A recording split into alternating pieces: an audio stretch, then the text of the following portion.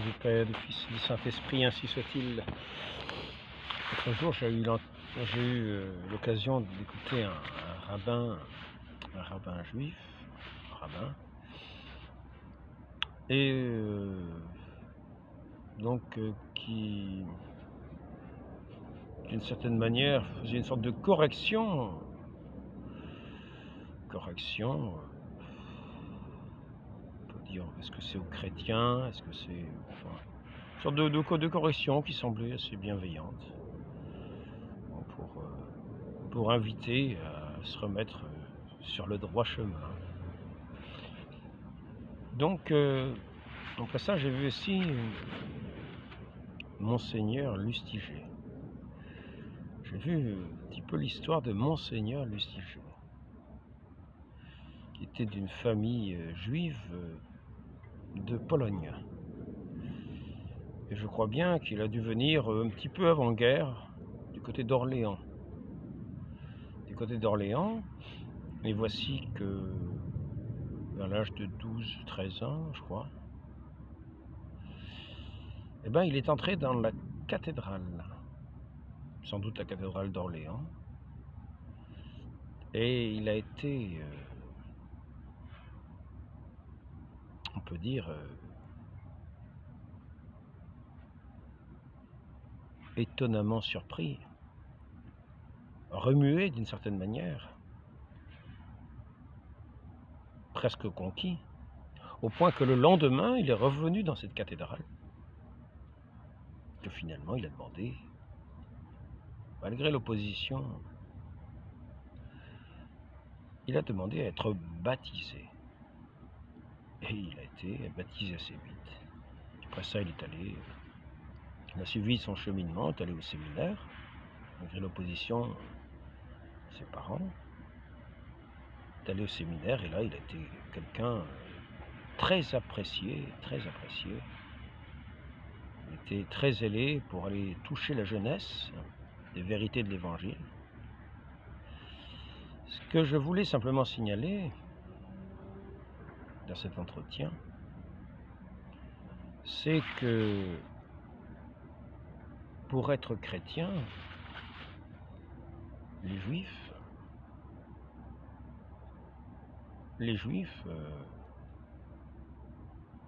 ont à être tout simplement pleinement juifs. La révélation chrétienne, c'est l'accomplissement de la foi juive.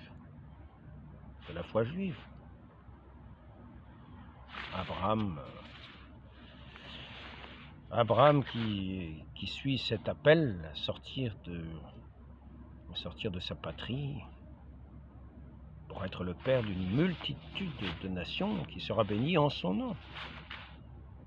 Pour rassembler l'humanité dispersée, Dieu élit Abraham,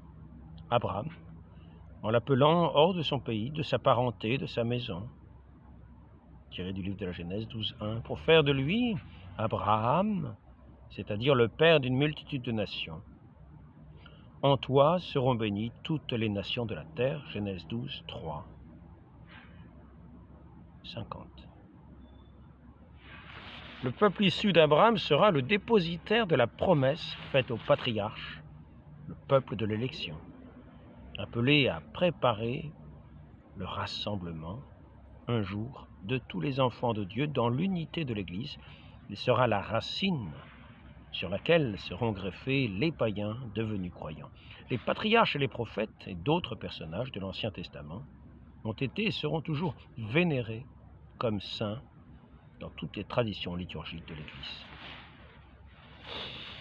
Ainsi, je voudrais simplement signaler que pour les Juifs, il n'y a aucune trahison à devenir chrétien, c'est-à-dire à accorder sa foi dans le Christ, dans le Messie, dans celui qui était annoncé dès l'origine.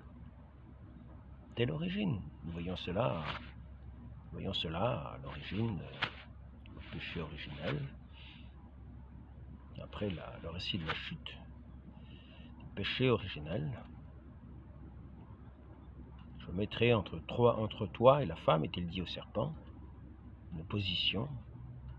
Elle, sa descendance, t'écrasera la tête, c'est-à-dire la descendance de la femme, c'est-à-dire le Christ, t'écrasera la tête. Nous voyons tout ce cheminement du peuple d'Israël qui est orienté vers celui qui va être la lumière des nations. Tous les prophètes ont annoncé la venue de Christ. Tous les prophètes ont parlé d'une certaine manière de lui comme en image. Et nous voyons que le Christ est sorti de ce peuple juif. Et il ne dit pas qu'il est venu abolir, mais accomplir la loi. Accomplir la loi. Ça fait que tout juif, véritablement juif, trouve l'accomplissement parfait de la loi dans le Christ. Et il n'a pas à renier ses racines juives pour devenir chrétien. Il est plus encore, véritablement, il trouve l'aboutissement,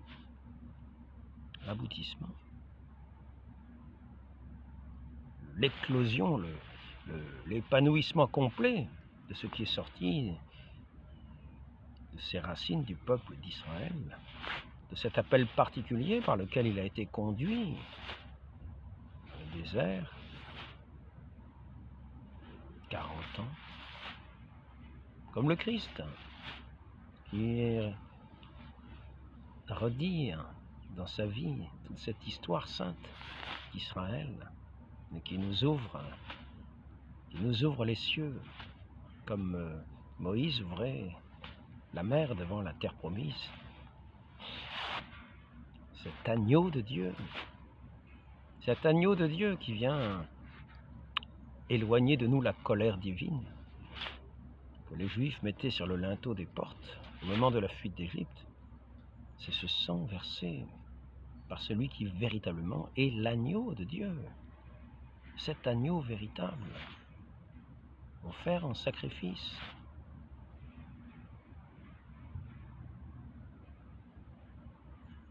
Le temple véritable s'offert ce sacrifice saint. Ils disent, c'est le corps de Christ. Démolissez ce temple, en 3 jours je le rebâtirai. Notre Seigneur est venu enfant, il a vécu les lois juives, il a eu la circoncision, il est revenu au temple à l'âge de 12 ans pour sa majorité. Il faisait l'émerveillement des docteurs de la loi, qui était la sagesse même. Ainsi, notre Seigneur est vraiment le surgeon qui est sorti de cette racine de Jessé, le fils du roi David. Voyons toute sa généalogie dans les évangiles. Que certains font remonter à Adam, que d'autres font remonter à Abraham, en retraçant toute l'histoire du peuple juif. Ainsi, les Juifs, lorsqu'ils entrent pour suivre le Christ, pour accorder leur foi au Christ, accordent leur foi à celui qui était le promis annoncé, qu'Isaïe annonçait, le serviteur souffrant, celui que tout le monde tiendrait pour maudit.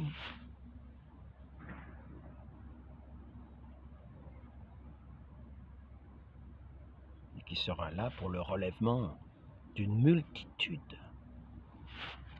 Nous avons vu ce peuple juif qui courait à sa suite et qui voulait le faire roi d'Israël.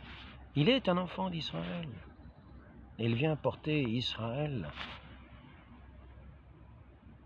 jusqu'à son accomplissement, le conduire dans cette terre, dans cette véritable terre sainte, cette Église sainte, qui est son royaume.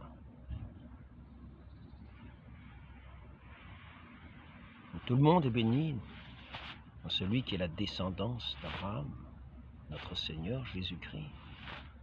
Tout l'univers est béni en son nom. Tout genou voit devant ce nom adorable. Nul autre nom ne lui est comparable sur cette terre. Il est le Seigneur Jésus-Christ. Et dans la lettre aux Hébreux, saint Paul ne dit pas autre chose. La lettre adressée aux Juifs, non pas pour les faire renier leur religion, mais pour leur montrer qu'il en est véritablement l'accomplissement. Après avoir autrefois, à plusieurs reprises et de plusieurs manières, parlé à nos pères, par les prophètes, Dieu, dans ces derniers temps, nous a parlé par le Fils, qu'il a établi héritier de toutes choses. Et par lui, il a aussi créé l'univers. Le Fils est le reflet de sa gloire et l'empreinte de sa personne. Et il soutient toutes choses par sa parole puissante. Il a fait la purification des péchés et s'est assis à la droite de la majesté divine dans les lieux très hauts. Et c'est en lui qu'est toute bénédiction. Comme il est dit ici, en toi seront bénies toutes les nations de la terre. Genèse 12, 3. Après les patriarches, Dieu forma Israël comme son peuple en le sauvant de l'esclavage de l'Égypte. Il conclut avec lui l'alliance du Sinaï et lui donna par Moïse sa loi pour qu'il le reconnaisse et le serve comme le seul Dieu, vivant et vrai, Père provident, juste juge, et qu'il attende le Sauveur promis.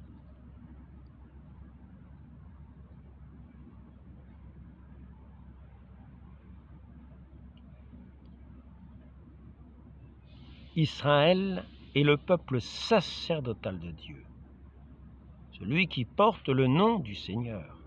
Deutéronome 28, 10.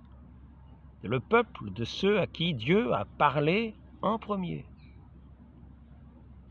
Le peuple des frères aînés dans la foi d'Abraham. Par les prophètes, Dieu forme son peuple dans l'espérance du salut, dans l'attente de l'alliance nouvelle et éternelle destinée à tous les hommes.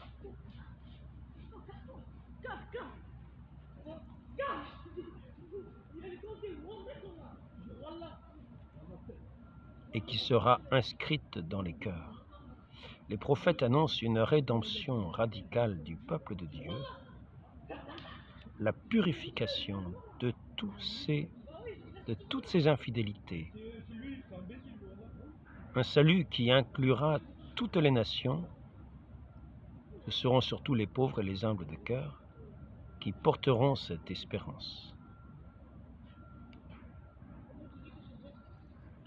Les femmes saintes comme Sarah, Rebecca, Rachel, Myriam, Déborah, Anne, Judith et Esther ont conservé vivante l'espérance du salut d'Israël. La figure la plus pure en est Marie, la fille de Sion. Ainsi notre Seigneur est cet agneau véritablement, cet agneau de Dieu qui a été offert à la lumière de toutes les nations pour porter sa bénédiction, lui, qui est de la descendance d'Abraham, par la très sainte Vierge Marie, afin que toutes les nations soient bénies en son nom. Quel grand malheur! Ne serait-ce pas si seuls ceux qui sont de ce peuple juif échapperaient à cette bénédiction en refusant celui qui est l'accomplissement de toute leur prophétie, l'accomplissement, l'aboutissement de toute cette marche d'Israël vers son salut, vers sa lumière, eux qui étaient guidés dans le désert par cette nuée dans la nuit, ce feu dans cette lumière vive qui précédait le peuple d'Israël, qui le guidait dans ses pas dans le désert, cette nuée le jour pour le garder de la chaleur. Ainsi donc, c'était juste une réflexion pour montrer à ce peuple juif qu'il est véritablement, lui qui est de cette descendance d'Abraham, en marchant à la suite du Christ, il ne renie à rien, il ne renonce en rien de ses racines, de son identité. Au contraire, il en trouve l'aboutissement et la plénitude. Heureux jour où ce peuple d'Israël reconnaîtra son Sauveur, reconnaîtra celui que Dieu a donné comme Messie au monde entier, qui est sorti de cette racine de Jessé, et dont cette fille de Sion, la très sainte Vierge Marie, est la mère, qui a constitué ce royaume sur cette terre, cette Église sainte, pour donner la bénédiction à tous les hommes qui viendraient s'abriter sous son aile, sous ce vêtement de sainteté, ce vêtement sans tache que nous recevons au baptême, qui est pour la rénovation de l'humanité, afin que tous les hommes puissent être appelés par celui qui est véritablement la lumière, qui a montré son amour par le don de sa vie. Il n'y a pas de plus grand amour que de donner sa vie pour ceux qu'on aime. Ainsi, il a montré la pleine lumière dans le don de sa vie sur la croix, pour attirer tous les hommes à lui. Ne traînons pas les pieds. J'invite tous les Juifs à l'écoute de leur Seigneur, celui que Dieu leur a donné pour être leur Messie, lui qui a l'onction sainte, le Saint-Esprit de Dieu, lui que Abraham avait déjà vu, entrevu, et qui avait eu la joie de cette vision de ce Fils unique.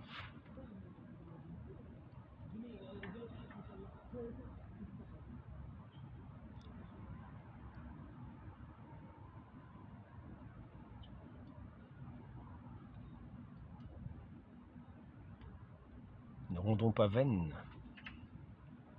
pas vaine toute cette espérance des prophètes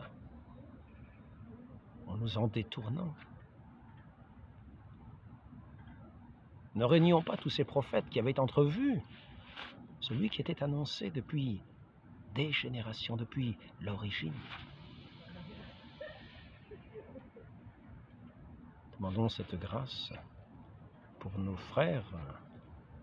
frères égarés, attendant qu'ils reviennent à celui qui est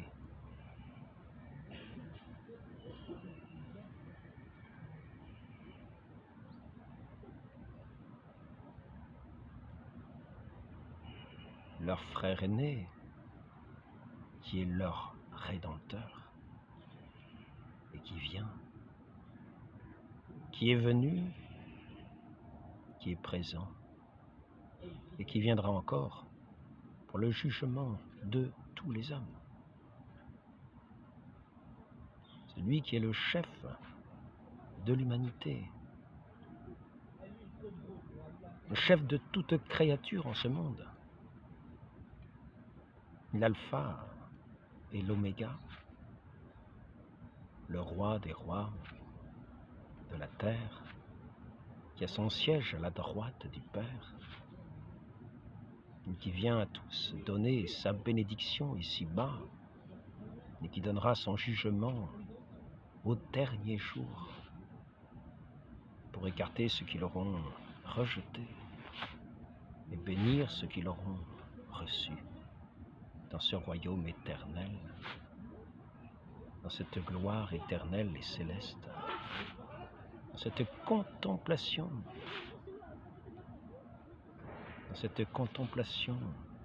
de Dieu à laquelle tout homme est appelé. Demandons cette grâce à la très sainte Vierge Marie, de savoir avoir une oreille qui écoute, une oreille de disciple, une oreille fidèle pour entendre les prophètes des temps anciens, mais pour reconnaître celui que ces prophètes annonçaient, celui qui est l'agneau véritable, de tous les sacrifices faits dans ce temple d'Israël, annoncé, dans ce temple de Jérusalem, annoncé, cet unique sacrifice qui par son sang nous a mérité le rachat de tous nos péchés pour nous rétablir dans l'amitié, dans l'amour de notre Dieu et Père. Ainsi soit-il. Ô Marie, fille de Sion, conçue sans péché, priez pour nous qui avons recours à vous, au nom du Père et du Fils et du Saint-Esprit.